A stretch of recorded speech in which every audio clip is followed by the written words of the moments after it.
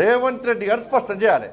మీ ఆది నాయకుడు రాహుల్ గాంధీ గారు ఏ కులానికి సంబంధించిన వ్యక్తి, ఏ మతానికి సంబంధించిన వ్యక్తి, ఏ దేశానికి సంబంధించిన వ్యక్తి, ఆయన బీసీయా, ఎస్సీయా, ఎస్టీయా, ఫార్వర్డ్ క్యాస్టా? స్పష్టం చేయండి మీరు. వాళ్ళ నాన్న ఫిరోజ్ ఖాన్ గాంధీ, వాళ్ళ తాత రాహుల్ గాంధీ గారి తాత ఫిరోజ్ ఖాన్ గాంధీ, వాళ్ళ అమ్మ ఆయన ముస్లిం, వాళ్ళ అమ్మ సోనియా గాంధీ క్రైస్తవురాలు, దాంతోపాటు ఇటలీ దేశస్తురాలు. మరి రాహుల్ గాంధీ మీద చర్చ జరగాలి.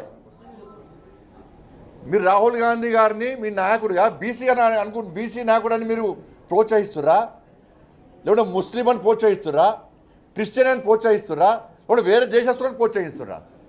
ఏ దేశస్తుడు, ఏ మతం, ఏ కులం లేదు అనకు, మతం లేదు, ఓ జాతి లేదు, ఒక దేశం లేదు. చర్చ జరగాలి, దాని మీద చర్చ జరగాలి.